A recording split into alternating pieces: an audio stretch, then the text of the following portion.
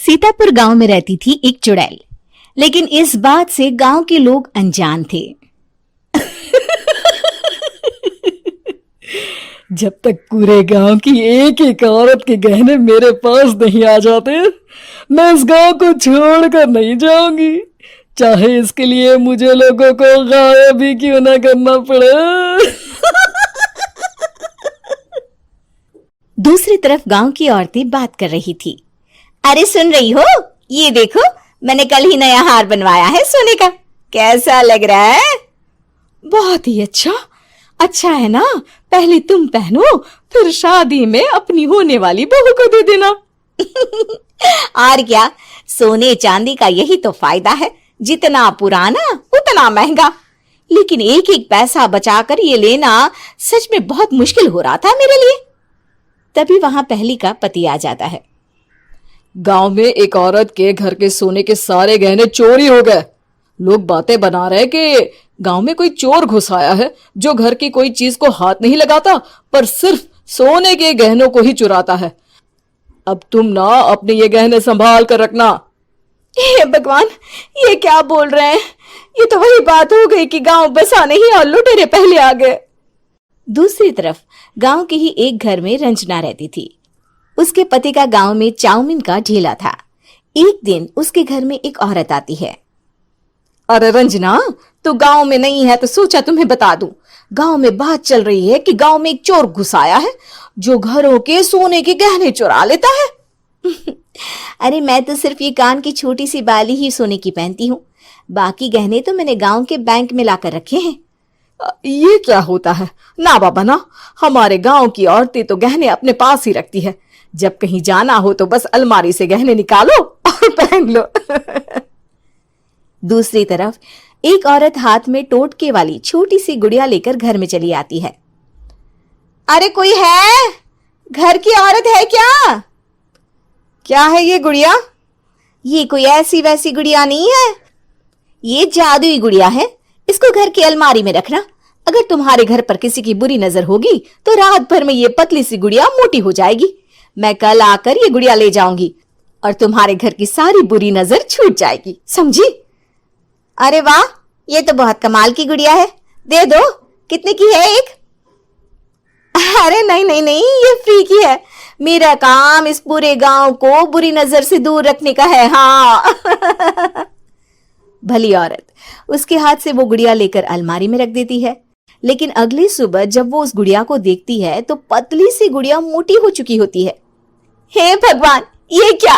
किसने मेरे घर को बुरी नजर से बांध रखा था? तभी वो गुड़िया वाली भी आ जाती है। मैंने कहा था ना, घर पर बहुत ज्यादा बुरी नजर है। लाओ, ये गुड़िया मुझे दे दो। औरत वो गुड़िया उठाकर उसे दे देती है। गुड़िया हाथ में आते ही वो औरत उसे लेकर सीधे गांव के बाहर की खाली हवेली में चली जाती है और साधारण औरत से चुड़ैल बन जाती है। अरे पगली, गांव वाली इस गुड़िया के पेट में तेरे घर के सारे गहने हैं। इतना बोलकर वो गुड़िया को फाड़ देती है और सारे गहने निकाल लेती है। वहीं दूसरी तरफ, हे भगवान, मेरे घर के सारे गहने चोरी हो गए।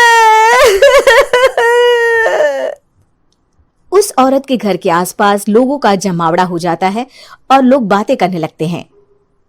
लो जी, ये भी घर गया।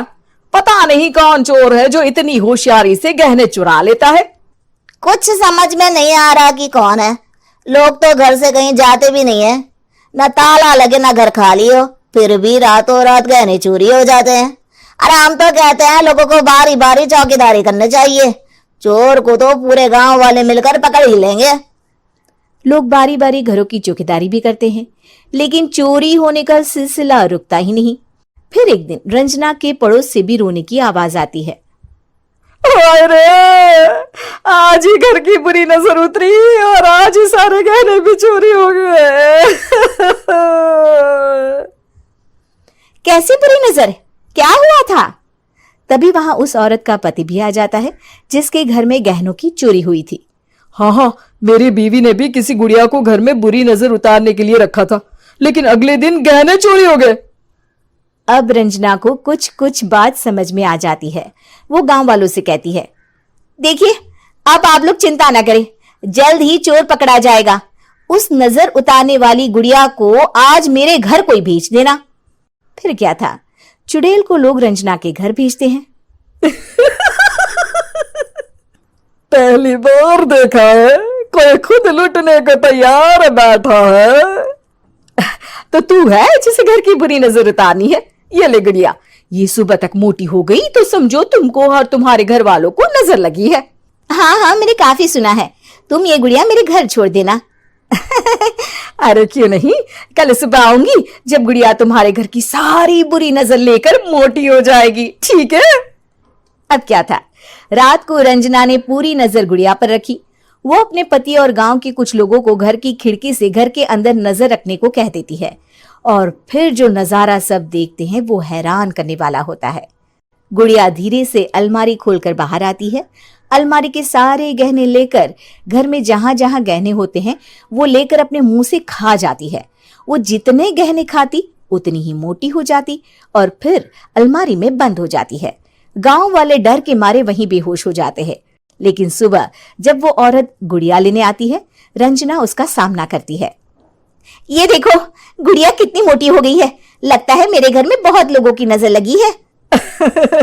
लाला, ये गुड़िया मुझे दे दे। अरे बहुत कीमती गुड़िया है ये।